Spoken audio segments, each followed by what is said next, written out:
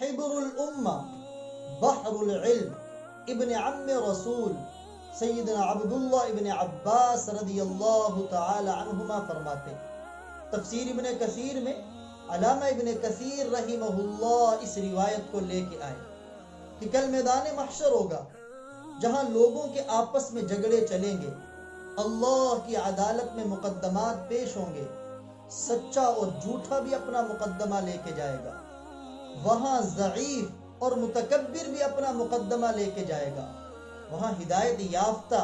اور گمراہوں کے جھگڑے بھی چلیں گے۔ تو عبداللہ ابن عباس فرماتے ہیں یہاں تک کہ روح بدن کے ساتھ جھگڑا کرے گی، روح بدن کو مخاطب کر کے کہے گی یہ گناہ تو نے کیا ہے، سزا تجھے ملنی چاہیے۔ بدن روح کو مخاطب کر کے کہے گا نہیں، حکم تو نے دیا تھا، اس کام کو بنا سوار کے میرے سامنے تو نے پیش کیا تھا، تیری وجہ سے مجھ سے ہوا۔ اب جب یہ جھگڑا چلے گا، اللہ تعالیٰ بطور ثالث کے فیصلہ کرنے والے کے ایک فرشتے کو ان کا ثالثی مقرر فرمائیں گے۔ وہ فرشتہ ان دونوں کو مخاطب کر کے کہے گا میں تمہیں ایک مثال کے ذریعے بات سمجھاتا ہوں، تم دونوں کی مثال ان دو شخصوں کی طرح ہے جن میں ایک لنگڑا ہے، چلنے پھرنے سے معذور ہے لیکن آنکھوں سے دیکھنے والا ہے، اور دوسرا شخص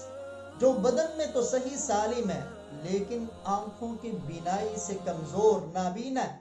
اب دونوں ایک باغ میں داخل ہوئے، بھوک دونوں کو لگی ہے، تو جو معذور ہے، چلنے پھرنے سے لنگڑا ہے، وہ کہتا مجھے باغ میں بڑے اعلیٰ پھل نظر آ رہے لیکن کیا کروں، میں انہیں اتارنے سے عاجز ہوں۔ نبینا کہنے لگا پریشان ہونے کی کیا ضرورت ہے، تم میرے کندھوں پہ سوار ہو جاؤ، مجھے راستہ بتاؤ، میں تمہیں درخت کے نیچے لے کے جاتا ہوں، تم پھل توڑنا، دونوں مل کے کھا لیں گے۔ چنانچہ ان دونوں نے یوں پھل اتار کے کھا لیا۔ تو فرشتہ روح اور بدن کو مخاطب کر کے پوچھے گا مجھے بتلاؤ اس معذور، لنگڑے اور آنکھوں سے نابینا ان دونوں میں قصوروار کون ہے؟ روح اور بدن دونوں جواب دیں گے قصور تو دونوں کا ہے۔ تو فرشتہ کہے گا مجھے فیصلہ کرنے کی حاجت ہی نہیں، تم دونوں نے اپنے مقدمے کا فیصلہ خود ہی کر لیا، کیونکہ بدن یہ سواری ہے اور روح اس کے اوپر سوار ہے۔ یہ ایسے ہی ہے جیسے معذور یہ روح معذور کی طرح ہے، خود چلنے پھرنے سے عاجز ہے، اور بدن یہ نابینا کی طرح بغیر روح کے دیکھ نہیں سکتا۔ جیسے وہ دونوں قصوروار تھے گناہ کرنے میں، ایسے روح اور بدن گناہ جو کریں اس میں بھی یہ دونوں ہی قصوروار ہو۔